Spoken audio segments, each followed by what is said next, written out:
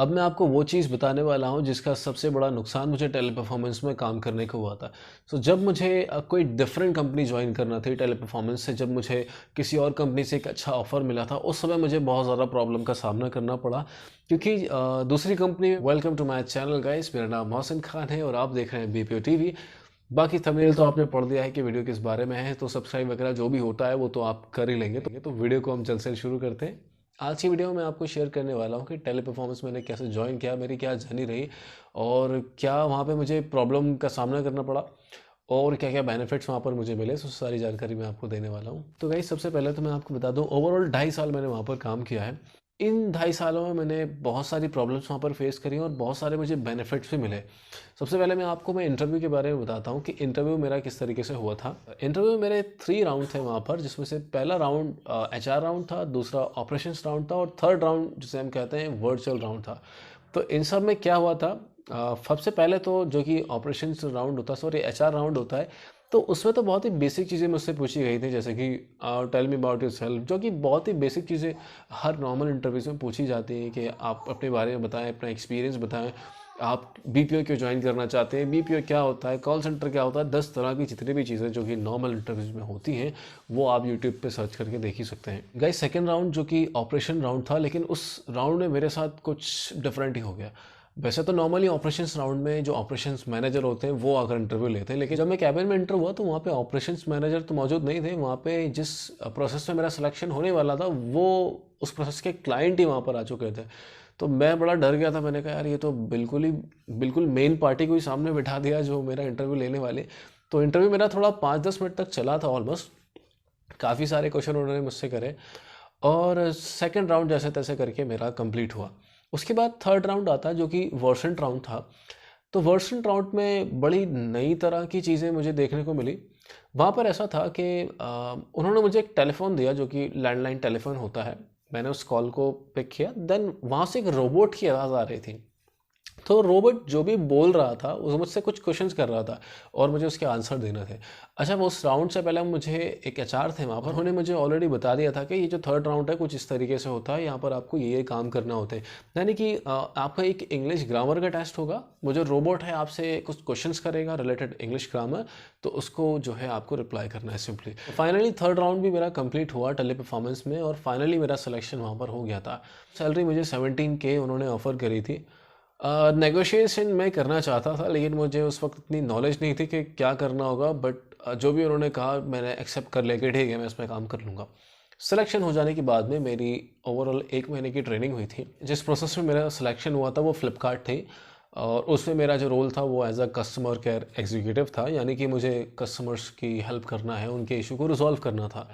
इसके लिए मेरा ऑलरेडी एक वीडियो अपलोड है जो कि आप जाकर देख सकते हैं। वहाँ पर मैंने पूरा एक डेमो कॉल परफॉर्म किया है, किस तरीके से मैं वहाँ पर कस्टमर की हेल्प कर पा रहा हूँ। तो उसे देखकर आपको एक अच्छा आइडिया मिल जाएगा कि एक कस्टमर केयर एग्जीक्यूटिव का काम किस तरीके का होता है। ओवरऑल मेरी जो 30 दिन की ट्रेनिंग थी वो फाइनली कंप्लीट होती है। तो जब भी किसी भी BPO में आप जाते हैं तो जब ट्रेनिंग कंप्लीट होती है तो उसके बाद एक OJT होता है, ऑन जॉब ट्रेनिंग, यानी कि एक छोटा एक टेस्ट होता है आपका कि हाँ आप अभी प्रॉपरली जो ट्रेनिंग दी है वो आप सही से काम कर पा रहे हैं या नहीं। तो OJT में जो है आपको कॉल्स लेना होते हैं और वो कॉल ऑडिट होते हैं, यानी कि एक अलग से क्वालिटी टीम रहती है, ऑडिटर टीम रहती है जो कि आपकी कॉल्स को सुनती है, राइट। तो वो आपकी कॉल्स को इसलिए सुनती है ताकि वो देख सके कि आप किस तरीके से कस्टमर से बात कर रहे हैं, जो भी पैरामीटर्स है आप फॉलो कर रहे हैं या नहीं कर रहे हैं। ये सारा जो है क्वालिटी टीम का काम होता है। BPO में उसे क्वालिटी टीम कहा जाता है, आप ऑडिटर टीम भी कह सकते हैं। तो गाइस 2-3 दिन तक तो OJT वहाँ पर चलती रही और उसके बाद कुछ 3 या 4 दिन बाद फाइनली जो कि रिजल्ट है OJT के वो आ गए थे एंड मैं उसके अंदर भी पास हो गया था। तो जब आप OJT में पास हो जाते हैं तो इट मीन्स आपका जो मैं कहूँगा कि एग्जैक्टली आपका सिलेक्शन वहाँ पर जाकर होता है। क्योंकि प्रॉब्लम ये होती है कि अगर आप OJT में भी सिलेक्ट नहीं होते देन फिर वो आपको जो है बैक टू HR कर देते हैं। बैक टू HR यानी कि HR को वापस कर देते हैं कि साहब ये जो हैं इनको ट्रेनिंग दी थी 30 दिन की और फिर हमने इनका एक टेस्ट लिया लेकिन फिर भी ये फेल हो गए। अच्छा, OJT 2-1 बार भी हो जाता है, अगर आप 2-3 बार में भी फेल, क्योंकि उनकी तरफ से 2-3 चांस और दिए जाते हैं, अगर आप उस बार में भी फेल हो जाते हैं तो फिर तो वो आपको बैक टू HR कर देंगे और वो HR से बोलेंगे कि साहब ये तो इस प्रोसेस में पास नहीं हो पाया OJT में, अब आपको इनका जो भी करना है करें, या तो आप इन्हें कंपनी से निकाल सकते हैं या तो आपकी मर्ज़ी, आप किसी अदर प्रोसेस में इन्हें डाल सकते हैं, फिर वो एचआर का काम रहता है। तो ओजीटी के बाद ये सारी चीज़ें रहती हैं। अगर आप सिलेक्ट हो जाते हैं देन फिर आप जो है सर्टिफाइड हो जाते हैं कि हाँ आप कन्फर्म्ड एंड पास्ड हो चुके हैं और आप फाइनली कस्टमर केयर एग्जीक्यूटिव वहाँ पर बन जाते हैं। वैसे दोस्तों, टू बी ऑनेस्ट, बीपीओ में काम करना बहुत डिफ़िकल्ट है। वाकई में ये आसान जॉब नहीं होती। 2.5 साल मैंने as a customer care executive काम किया है।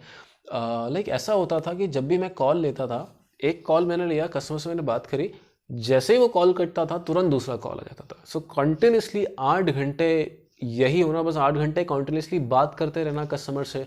और हर कस्टमर डिफरेंट होता है। कोई कस्टमर गुस्सा करता है कि कोई कस्टमर खुश होता है, और कोई कस्टमर तो गालियाँ भी देता है कि, तो बहुत सारी ऐसी चीज़ें होती हैं। तो उनकी सारी बातें भी सुनना है और बहुत सारी चीज़ें। और वहाँ पे जो हेडफोन्स होते हैं उन्हें लगाए लगाए कानों में भी बहुत दर्द होता है और बहुत सारी चीज़ें होती हैं, और सिस्टम में भी देखना होता है, कंप्यूटर सिस्टम में, तो आइस पर भी काफ़ी ज़्यादा इम्पैक्ट पड़ता है। तो टू बी ऑनेस्ट कि बीपीओ में काम करना आसान बिल्कुल भी नहीं है। वैसे 12 पास आउट करने के बाद बीपीओ ही एक बड़ा आसान रास्ता होता है पैसा कमाने का। तो ज़्यादातर जो है इंडिया में लोग बीपीओ ज्वाइन करते हैं। 2.5 साल के एक्सपीरियंस में डिफ़िकल्टीज ही मुझे बहुत ज़्यादा फेस करना पड़ी। जैसे कि अगर आप छुट्टियों को ले लें, अगर आपको छुट्टियां चाहिए तो स्टार्टिंग में तो छुट्टी मिलना बड़ा मुश्किल काम होता है। स्टार्टिंग के 3 मंथ्स में अगर आप छुट्टियां लेना चाहते हैं तो वो बहुत डिफ़िकल्ट वाला काम है, क्योंकि अगर आपने न्यू कंपनी ज्वाइन करी है और फिर वहाँ की जो आपके मैनेजर्स हैं उन्होंने आपकी परफॉर्मेंस सही से नहीं देखी, क्योंकि जो 3 महीने होते हैं स्टार्टिंग के वो तो ऐसे ही निकल जाते हैं। 1 महीना ट्रेनिंग में निकल जाएगा, फिर कुछ दिन आपके ओजीटी में चले जाएंगे, फिर जब आप फ्लोर हेड करते हैं, यानी कि जो ऑपरेशंस टीम का जब आप एग्जैक्टली वहाँ ऑफिस ज्वाइन करते हैं, तो फिर आपका 1-1.5 महीना तो फिर वहाँ पे जो मैनेजर्स आपके होते हैं वो आपकी परफॉर्मेंस देखने में लगा देते हैं कि हाँ ये बंदा कैसा परफॉर्म कर रहा है। देन ओवरऑल 3 महीना तो इसी में ही चला जाता है। उसके बाद फिर आपकी अगर एक अच्छी वैल्यू होती है, अगर आपके स्कोर्स अच्छे होते हैं, देन फिर उसके अकॉर्डिंग जो आपके मैनेजर्स हैं, टीम लीडर्स हैं, वो आपको फिर जो भी लीव्स हैं प्रोवाइड करते हैं। और वो भी डिपेंड करता है मैनेजमेंट आपको कितनी लीव्स प्रोवाइड कर सकता है या नहीं। ऐसा नहीं है कि आप जितना चाहें उतनी लीव्स ले लें। हो सकता है एक हफ्ते में आपको 1 ही लीव दे पाएँ या 2 दे पाएँ, या सॉरी महीने में आपको 1 या 2 ही लीव दे पाएँ, ज़्यादा ना दे सकें।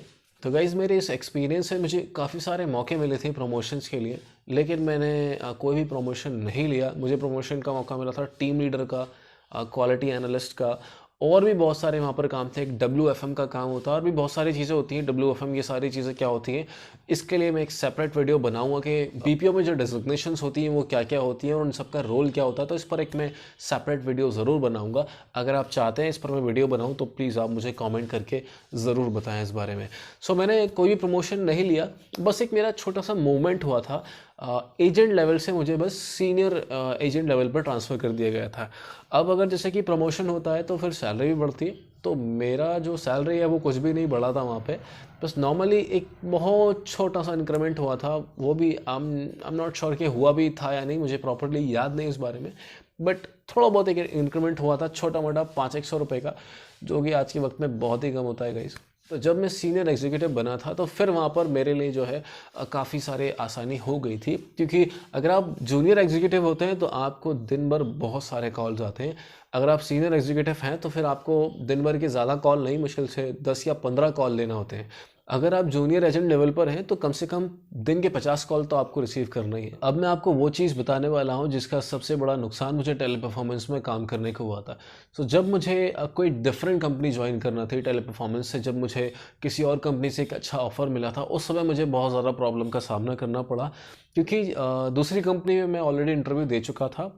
तो उन्होंने अपनी तरफ से एक डेट फिक्स कर दी थी कि इस दिन से आपका जो है डेट ऑफ ज्वाइनिंग है और आपको इस दिन से हमारी कंपनी को ज्वाइन करना है। तो बीपीओज में ऐसा होता है कि अगर आप कोई दूसरी कंपनी ज्वाइन कर रहे हैं या कंपनी आप छोड़ रहे हैं तो आपको 1 महीने पहले से ही इन्फॉर्मेशन देना होती है, यानी कि आपको इंटीमेशन देना होता है, और उसका एक पीरियड होता है पूरा 30 डेज़ का, वो आपको कंप्लीट करना होता है। देन उसके बाद आप जो है कंपनी छोड़ सकते हैं। तो जब आप कंपनी छोड़ेंगे तो आपको आपका एक्सपीरियंस लेटर रिसीव होगा, और देन फिर आप जो है कंपनी छोड़ सकते हैं, यानी इज्जत के साथ आपको जो है दरवाजे तक छोड़ कर आएंगे, साथ में एक्सपीरियंस लेटर भी देंगे।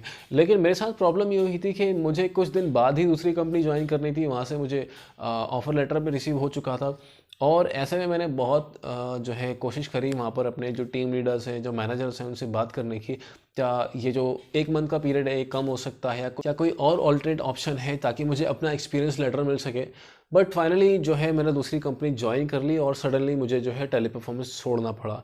और उसका नुकसान मैं आज भी फील करता हूँ कि मुझे आज तक अपना एक्सपीरियंस लेटर नहीं मिल पाया और उस समय लाइक मुझे प्रॉपर्ली हेल्प नहीं मिल पाई थी। तो ये एक बड़ा नुकसान मुझे टेली परफॉर्मेंस से हुआ कि मुझे अपना एक्सपीरियंस लेटर नहीं मिल सका वहाँ से। पर कोई बात नहीं, वैसे बीपीओज़ में ये होता रहता है, हर दूसरा या तीसरे एम्प्लॉय के साथ यही सारी चीज़ें होती रहती हैं। बाकी मैं ये नहीं कह रहा कि टेली परफॉर्मेंस एक बेकार सी कंपनी है, टेली परफॉर्मेंस एक अच्छी कंपनी है। अगर आप अपना करियर स्टार्ट करना चाहते हैं बीपीओ में तो आप टेली परफॉर्मेंस से शुरू कर सकते हैं, राइट। तो अगर आप टेली परफॉर्मेंस ज्वाइन करना चाहते हैं तो आप हमें कांटेक्ट कर सकते हैं। सो डिस्क्रिप्शन में लिंक दिया गया है हमारा इंस्टाग्राम अकाउंट का, वहाँ पर आप मुझे कांटेक्ट कर सकते हैं। तो गाइस ये मेरा एक्सपीरियंस था टेली परफॉर्मेंस में, और भी बहुत सारी चीज़ें आपको बताना थी जो कि मैं आपको नहीं बता सका।